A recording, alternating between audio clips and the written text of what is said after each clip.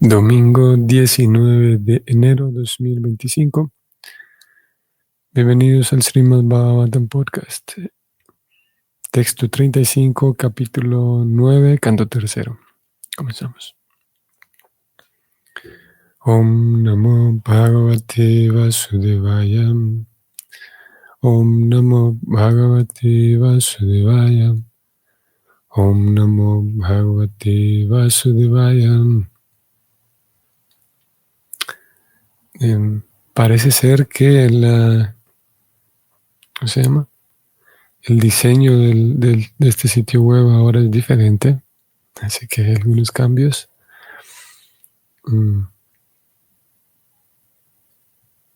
Sí.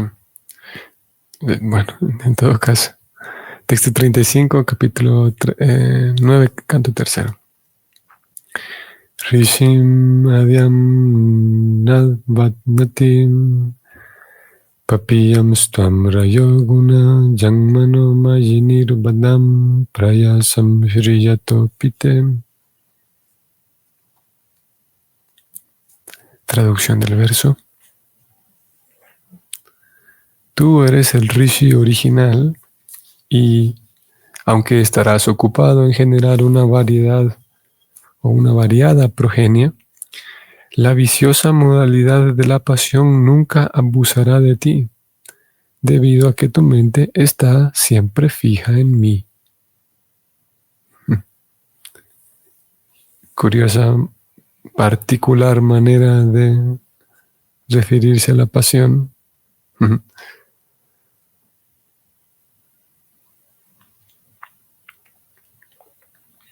Aunque estarás ocupado en generar una variada progenie, la viciosa modalidad de la pasión nunca abusará de ti debido a que tu mente siempre está fija en mí.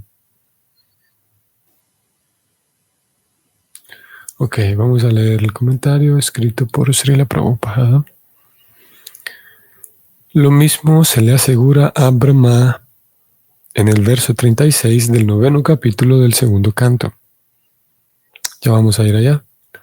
Siendo así favorecido por el Señor, los proyectos y los planes de Brahma son todos infalibles.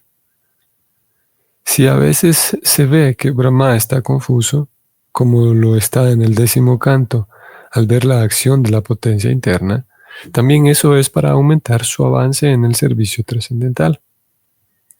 También se observa que Arjuna está confuso en forma similar.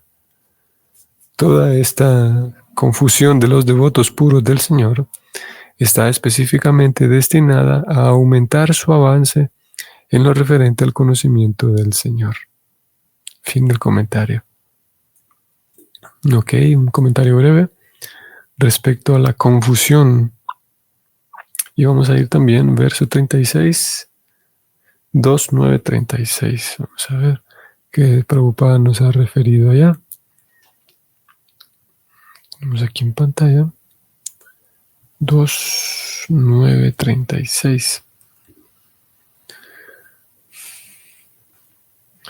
Vamos a leer el 35, lo tengo aquí en pantalla. Oh Brahma, por favor, has de saber que los elementos del universo entran en el cosmos y al mismo tiempo no entran en él. De modo similar, yo mismo existo también dentro de todo lo creado y al mismo tiempo me encuentro fuera de todo.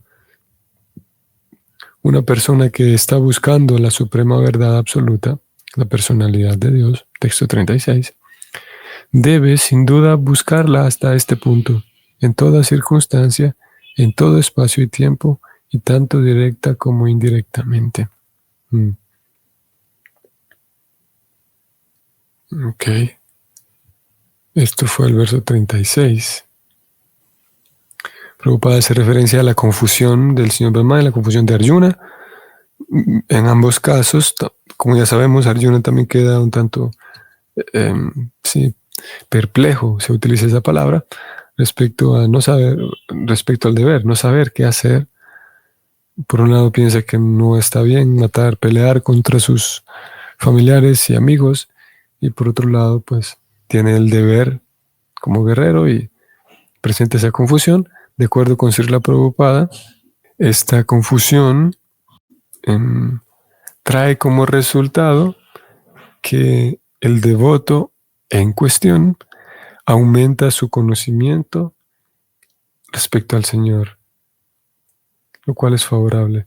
Y esto también debido a que, como lo indican las escrituras, ya sabemos, tenemos esas actividades en el plano trascendental, en el mundo trascendental, donde situaciones, por ejemplo, de temor, situaciones de angustia, estamos hablando en Vrindavan, por ejemplo, recordamos que Madre Yashoda, es un buen ejemplo de esto, Madre Yashoda, en el momento en el que ustedes recordarán, en el momento en el que había una serpiente en el río Yamuna, una serpiente que estaba viviendo en el río Yamuna y tenía tenía una modalidad tan oscura que había contaminado todo el río, las vacas que llegaban a beber estaban muriendo. Si algún pájaro, algún ave, sucede que volaba a cierta altura, cercana al lago, al río, también moría. Estaba envenenado el Yamuna y Krishna, como sabemos, entonces subió a un árbol cercano y desde allí saltó al Yamuna para derrotar a Kaliya. Y todo el mundo en Brindavan, todos sabían de que el Yamuna está contaminado y que es letal por algo que está sucediendo, no sabían muy bien, pero sabían que el Yamuna es letal. Entonces cuando Krishna saltó al Yamuna, naturalmente fueron y le contaron a su mamá. Madre Yashoda estaba ocupada en sus quehaceres cotidianos. Y cuando escuchó que Krishna había saltado al Yamuna, porque ella sabía lo que pasaba con el Yamuna, entonces ya inmediatamente podemos imaginar la escena sin pensarlo dos veces, dejó todo lo que estaba haciendo y sin importar qué fuera, corrió hacia el Yamuna. Cuando ella llegó al Yamuna, ya la voz se había corrido, mucha gente estaba allí viendo a Krishna desde la orilla mientras Krishna bailaba sobre las cabezas de Kaliya. Y se describe en ese momento como Yashoda, o sea, los niveles, la cantidad de angustia que estaba experimentando eran incomparables. Y naturalmente, al llegar al Yamuna, ella no lo pensó dos veces y ella iba a salvar a su hijo, a meterse al Yamuna también, sin importarle que el río estuviera contaminado, sabiendo muy bien ella que las vacas morían con solo beber un poco de agua y sabiendo muy bien lo letal, lo envenenado que estaba el río. A ella no le importó y ella iba hacia el río y tuvieron que detenerla y sí, con mucho drama. Ella tuvieron que detenerla por la fuerza porque a quien sea que se le ponía enfrente, ella se trataba si alguien la sujetaba por los brazos, ella trataba de liberarse y estaba luchando para que la dejaran libre porque ella quería entrar a Yamuna. Y la cantidad de angustia que estaba experimentando era incomparable. Entonces, en este caso es angustia de parte de Yashoda y por otro lado estamos leyendo ahora de la confusión que aparentemente, que podría dar la impresión de que son dos, tanto la angustia de Yashoda como la confusión del señor Brahma, la confusión de Arjuna, podría dar la impresión de que en la vida espiritual, en el cultivo espiritual y en el mundo espiritual, no hay cabida para esas cosas, no existen esas cosas. Lo cierto es que sí existen también. En este caso estamos hablando de la confusión o la angustia de Yashoda. Y en ambos casos, el resultado de esa confusión y de esa angustia es que el Vaishnava en cuestión, el alma en cuestión, aumenta, por un lado, por el señor Brahma, aumenta el conocimiento acerca del Señor después de salir de ese estado de confusión. Digamos que sale de ese estado de confusión con mayores comprensiones respecto a Krishna. Por lo tanto, esa confusión fue favorable porque aumentó el conocimiento sobre Krishna. Y en el caso de Yashoda, al momento de acabarse ese estado de angustia, Lo que resulta, como podremos imaginar, muy natural. Al momento de que Krishna sale del río victorioso, digamos, Yasoda, después de experimentar esa cantidad tan grande de angustia, no podía hacer otra cosa más que abrazar a su hijo, y ahora los niveles de euforia, los niveles de amor, los niveles de, de alegría eran muchísimo mayores después de haber estado Krishna en peligro, aparente peligro. Los niveles de alegría en el corazón de Yashoda eran muchísimo mayores que los niveles de alegría que experimentaba ayer, por ejemplo, cuando su hijo no estaba en peligro. Entonces, esos episodios en donde se presenta confusión o en donde se presenta, como leímos ahora, angustia, esos momentos, esas escenas sirven para que los devotos aumenten más su devoción por el Señor Supremo, su amor, su entrega. En fin de cuentas, entonces, sirven al propósito trascendental. Vamos al siguiente verso, verso 36. Y, a ver, regresemos un momento. Otro factor aquí importante que no es nuevo, pero es muy relevante. Krishna le indica al señor Brahma que sí, vas a estar ocupado en muchas cosas, principalmente en generar progenie, porque ese es el servicio que tenía el señor Brahma. Pero le dice que, le afirma, él declara que la pasión, la modalidad de la pasión nunca abusará de ti. ¿Por qué? Porque tu mente siempre está fija en mí. Y bueno, ese es el corazón en realidad del Bhakti. El centro del Bhakti consiste en, como veníamos diciendo estos últimos días, en centrar nuestra atención en el mensaje trascendental y, en fin de cuentas, centrar nuestra atención en el Señor Supremo. En eso consiste el mensaje, el corazón mismo. Krishna lo va a expresar de diferentes maneras, lo vamos a ver en el capítulo 9, diciendo que todo lo que hagas, todas las actividades que realices, hazlas como una ofrenda a mí. Yat karoshi yadashnasi, yat juhosi dadasi yat. Yat tapasvasi kaunteya, tat kurusu amadarpanam. Todo lo que hagas, hazlo por mí. Y luego lo vamos a encontrar en este capítulo 5, que aquí está, ustedes están viendo la pantalla. Tenemos este verso 11, que nos hace recordar a estas palabras que el Señor le está diciendo a Brahma. Verso 11, capítulo 5, Krishna dice que Kayena manasa buddhya kevalair indriya api yogina karma kurvanti sanganti actuatma suddhaya. Dice Krishna, los yogis, abandonando el apego, actúan con el cuerpo, con la mente, con la inteligencia, incluso con los sentidos, únicamente con el fin de purificarse. Y en el texto 12, Yukta karma phalam tyakta shantim apnoti naishtaki ayukta kama karena phale shakto nivadhyate. El alma firmemente consagrada logra una paz inmaculada. ¿Por qué? Porque me ofrece los resultados de todas las actividades. Mientras que una persona que no está unida a lo divino, que codicia los frutos de su labor, se enreda.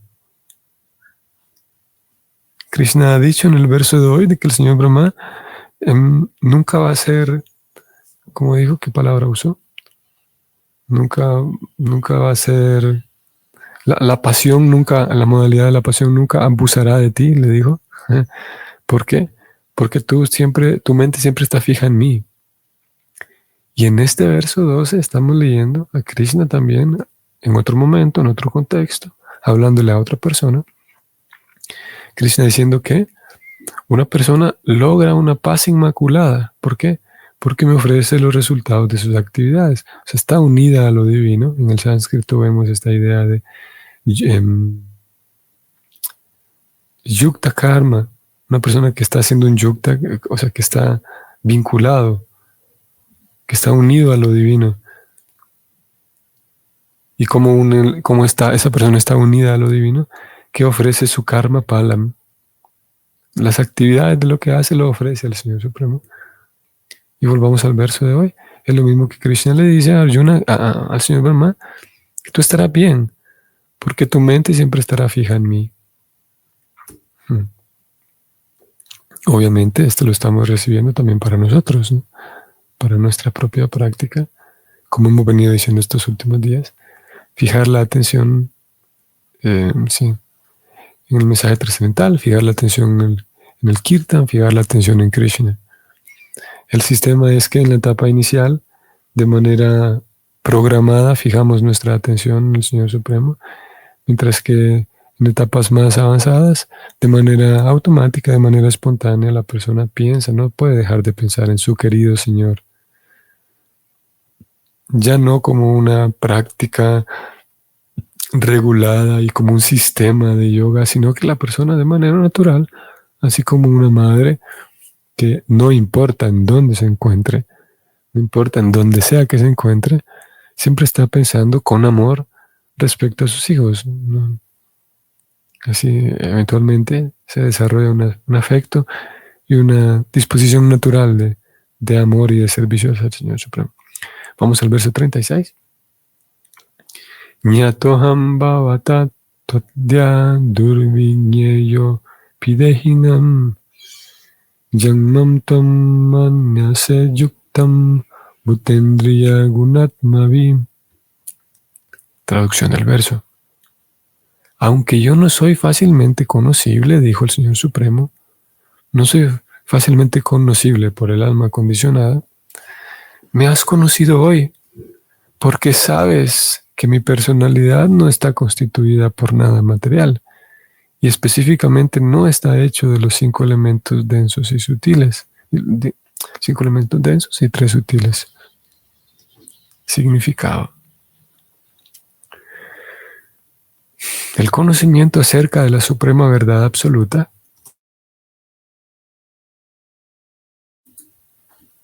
el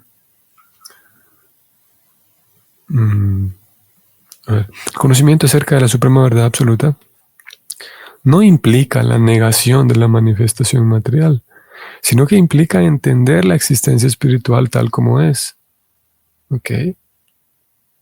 Pensar que porque la existencia material se percibe con forma, ello implica que la existencia espiritual debe ser amorfa, es únicamente un concepto material negativo del espíritu. Ajá. Vamos a hablar aquí de conceptos filosóficos interesantes. El verdadero concepto espiritual consiste en que la forma espiritual no es una forma material. Brahma apreció la forma eterna del Señor de esa manera y la personalidad de Dios aprobó el concepto espiritual que Brahma poseía. En la Bhagavad Gita, el Señor condenó el concepto material del cuerpo de Krishna, concepto que surge porque se encuentra presente aparentemente como un hombre. El Señor puede aparecer en cualquiera de sus muchísimas formas espirituales, pero no está compuesto de nada material, ni tampoco existe en él ninguna diferencia entre su cuerpo y su ser. Esa es la manera de concebir la forma espiritual del Señor. Ok.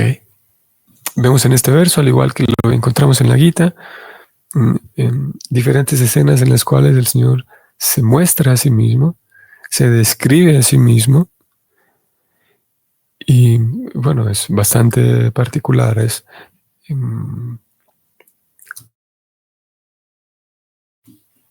digamos que es característico en esta teología del Bhakti encontrar al Dios Supremo, a la fuente de todo, hablar de sí mismo. Ya no solamente es que alguien habla y dice que tuvo una experiencia de Dios y que alguien que está describiendo a cómo podría ser el Señor Supremo. En realidad esto es muy resaltante. Claro, nosotros tal vez estamos mucho más habituados y lo damos más por sentado. Esa particularidad de encontrar en los textos del Bhakti al Señor Supremo hablando de sí mismo, pero lo cierto es que es muy raro. ¿Dónde vamos a encontrar, con qué frecuencia encontramos textos teológicos en donde el Dios Supremo No solamente que haga una aparición, que por aquí, en allá, en un par de páginas le dijo algo a alguien, sino que en este caso hay página tras página en donde Krishna habla, se dirige a sus devotos, vemos que tiene un intercambio con ellos, hay intercambio de afecto, se lo describe con tanto detalle al Señor Supremo. Al momento de que estaba hablando, expresaba una sonrisa y más particularmente escuchar las palabras directas habladas por él. Eso es muy particular, muy relevante. No es un dato menor. El hecho de encontrar al Señor Supremo hablando en primera persona, y no solamente hablando en primera persona, sino que hablando de sí mismo. En este verso lo encontramos diciendo que un alma condicionada, no es así muy fácil que un alma condicionada me pueda ver. Y tiene todo el sentido del mundo porque, sí, es como si una persona no ha estudiado lo suficiente de matemáticas, puedo decir, pues puede tener una ecuación al frente de sus ojos y no va a entender, no va a saber nada de lo que está leyendo. Si una persona no ha estudiado un idioma extranjero, no ha estudiado ruso, puede tener los caracteres del alfabeto enfrente y no va a saber qué es lo que está leyendo. Si una persona no ha estudiado mecánica, puede abrir para ver el motor de un carro y no va a tener ni idea de lo que está ocurriendo, ni idea de lo que está viendo. Entonces, similarmente, si eso es verdad con todas estas cosas, entonces es verdad con el Señor Supremo. Si alguien no tiene los ojos apropiados, pues no va a poder comprender, no va a poder distinguir qué es espiritual. Y es el tema que Prabhupada desarrolló en el significado. Que es muy común, y esto es también bastante común, ver que cuando en ciertos círculos, cuando se intenta describir qué es espiritual, cuando se intenta comprender qué es espiritual, en realidad se parte de negar cosas materiales, así como decir, bueno, es que Dios no tiene esto, Dios no tiene preferencias, ¿ok? Dios no tiene gusto, no tiene preferencias, no discrimina. Y todo ello es una descripción espiritual partiendo de negar cosas materiales. Porque claro, la primera premisa es que lo espiritual es opuesto a lo material. Son dos cosas opuestas, ¿cierto?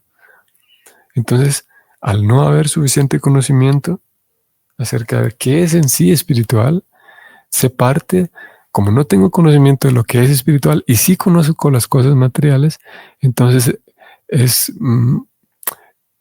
una consecuencia natural que, como las cosas que conozco a mi disposición son todas materiales y no conozco nada espiritual, entonces voy a empezar a describir lo espiritual viendo las cosas materiales y describiendo que lo espiritual es lo contrario a esto que estoy viendo. O sea, teniendo como referencia lo material, describo lo espiritual. Pero lo espiritual tiene una descripción propia que no depende de lo material. Y lo que Prabhupada está señalando aquí específicamente respecto a la forma, que algunas personas, y es natural, a algunas personas les parece demasiado ilógico que Dios tenga una forma.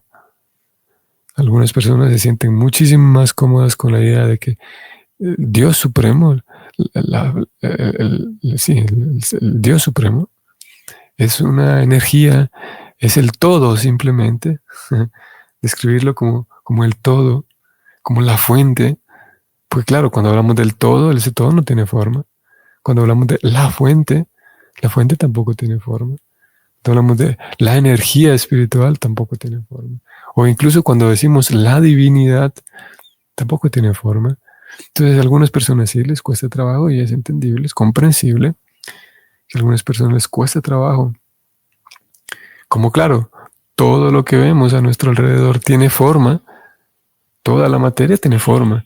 Y si lo espiritual es opuesto a la materia, entonces eso querría decir de que lo espiritual no tiene forma, porque todas las cosas materiales tienen forma.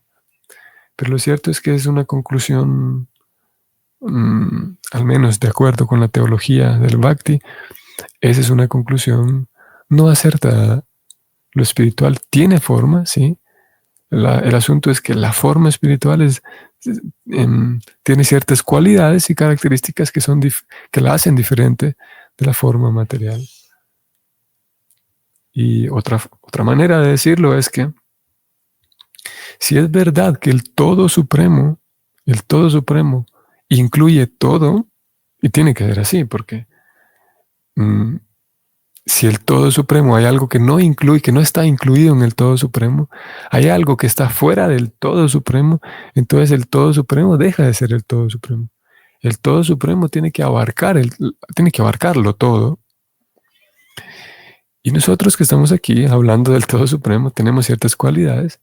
Y si es verdad que yo tuviera ciertas características que el Todo Supremo no tiene, entonces el Todo Supremo sería inferior a mí en algo, en eso que yo tengo y él no tiene. Partiendo de esa idea, siguiendo esa línea de razonamiento, yo tengo forma y veo que todas las cosas a mi alrededor tienen forma. Hay una forma específica. Eso quiere decir que el Todo Supremo también debe tener forma específica. Porque si yo tengo forma y esta silla que tengo enfrente tiene forma, y todo lo que tengo enfrente a mi alrededor tiene forma, el Todo Supremo debe tener una forma. Si no tiene forma, eso quiere decir que todas estas cosas somos superiores. Estas cosas y yo somos superiores al Todo Supremo en algo, en que tengo forma. Entonces, no, por lógica, el Todo Supremo no puede carecer de forma. También tiene forma. Tiene una forma. Solo que cuando hablamos de forma, estamos refiriendo a una forma que se puede dibujar, por ejemplo. Se puede apreciar, se puede dibujar. Tiene cierta, sí, se puede dibujar, digamos. Se la puedo ver y puedo plasmar esa forma en un papel, por ejemplo. La diferencia es que las características de las formas materiales son diferentes de las características de las formas espirituales. Y es lo que Prabhupada ha dicho aquí. No es que el Todo Supremo sea amorfo, no. Y no quiere decir que en la existencia espiritual, en el mundo espiritual, todo sea amorfo, todo sea una nube, una nebulosa ahí flotando, no. Eso querría decir que el mundo espiritual es muchísimo más aburrido que el mundo material. El mundo material tiene tantas variedades de formas, de texturas, de colores, de patrones. Y si el mundo espiritual es superior, ¿cómo puede ser que el mundo espiritual sea simplemente una nube ahí flotando en el cielo? Una nube amorfa, sin variedad. Al contrario, contiene una variedad mucho mayor. Y sí, mucho más completa, mucho mayor. Y una de las diferencias de las formas espirituales con las formas materiales es que las formas materiales tienden a degradarse, tienden a deformarse, mientras que las formas espirituales son eternas. Es una de las características principales. Las formas materiales son eternas, no se degradan, no se corrompen. Y hay otras características también. Eso es lo que diremos por hoy. Espero que tengan un excelente domingo, que todas sus actividades salgan muy bien. Si el Señor nos permite, seguimos mañana. Hare Krishna.